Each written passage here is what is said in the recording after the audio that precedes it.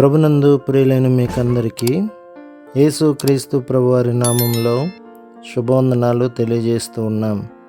దైవజనులు బ్రదర్ భక్త సింగ్ గారి పరిచర్యలో నుండి అలసిన వాణిని ఊరడించు మాటలు. జూన్ 16. నిర్దోషమును నిష్కలంకమునగు గొర్రెపిల్ల వంటి క్రీస్తు రక్తము చేత విమోచింపబడితిరి. పేతురు మొదటి పత్రిక 1:19. బాప్తిస్మమిచ్చు యోహానుకు ప్రభువైన యేసుక్రీస్తును గూర్చిన దర్శనము మెట్టు మెట్టుకు స్పష్టముగా గావించబడినది. యోహాను యేసు ప్రభువుకు బాప్తిస్మమిచ్చినప్పుడు ఆయనను చూచెను, కానీ మౌనముగా నుండెను. మరునాడు యోహాను యేసు తన యొద్దకు రాగా చూచి, ఇదిగో దేవుని గొర్రెపిల్ల అని వెల్లడి చేసెను. మూడవ దినమున ప్రభు వెళ్ళుచుండగా చూచి, ఇదిగో దేవుని గొర్రెపిల్ల అని బిగ్గరగా చెప్పెను.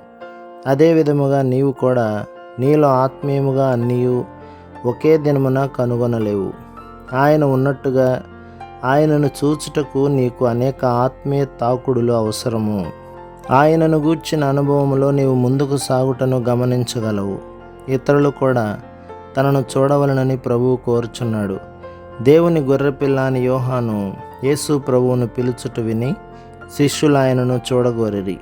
వారు తమ తమ హృదయములలో దేవుని గొర్రెపిల్ల, మనమిప్పుడు ఆయనను వెంబడించదుమని తలంచి యోహానును విడిచి యేసును వెంబడించిరి. ప్రభువు వెనుకకు తిరిగి వారిని చూచి, మీరేమి వెదుకుచున్నారు అని వారిని అడిగెను. ఆయనను వారింకను స్పష్టంగా చూడగోరుచున్నారని ప్రభువు ఎరుగును. నీవు ఆయనను వెంబడించిన ఎడల ఆయన తనంతట తానే వెనుకకు తిరిగి నిన్ను చూచును. బిడ్డ, నీకేమి కావలేను అని ఆయనే నిన్ను అడుగును. ఒకవేళ నీవు అనేక విషయములు అనగా ఉద్యోగము లేక స్వస్థత వంటివి అడుగుచుండవచ్చును.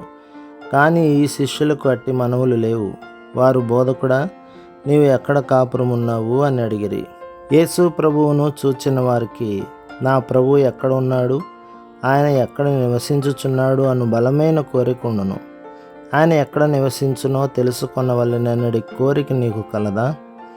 కానీ అనేక మంది క్రైస్తవులు జీవించుచున్న క్రీస్తును సమాధుల తోటలో వెదుకుచున్నారు. సజీవుడైన వానిని మీరెందుకు మృతులలో వెదుకుచున్నారు? వారు మానవ నిర్మితమైన భవనములలో ఆయనను చూడగోరుచున్నారు. నీవు పట్టుదలతో వెతికితేనే ఆయనను చూడగలవు. నీ యజమానుడు ఎక్కడ నివసించునో నీవు ఎరుగుదువా? మొదటిదిగా ఆయన నీలో నివసింపగోరుచున్నాడు. మానవ నిర్మితమైన భవనముల కొరకు ఆయన చూచుటలేదు. యేసుక్రీస్తు ప్రభువు నామము పేరిట దేవుని గృహము అని చెప్పబడు భవన నిర్మాణము కొరకు ఎంతమంది ధనమును అడుగుకొనుచున్నారు? దేవుని మందిర నిర్మాణము చేయగోరుచున్నాము, దయచేసి మాకు కొంత సొమ్ము ఇవ్వండి అని వారందరూ. అటువంటి వారు దేవుని గృహము అను దాని అర్థము ఎరుగరు. దేవుడు రెండు స్థలములలో నివసించును. ఆయన మహోన్నతమైన పరిశుద్ధ స్థలములలో నివసించును. ఇంకను వినయము గలవారి యొద్దను దీన మనస్సు గలవారి యొద్దను నివసించును.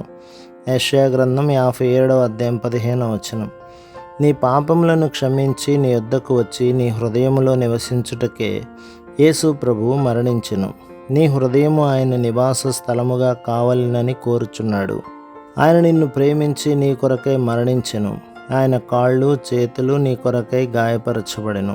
నీ హృదయములో ఆయనను చేర్చుకొనిన ఎడల ఆయన నిన్ను మార్చి నీ భయములను తొలగించి నిన్ను ప్రకాశమానముగా చేయగలడు. ప్రభు మిమ్మును మీ కుటుంబమును మీ సంఘమును దీవించి ఆశీర్వదించునుగాక. ఆమేన్.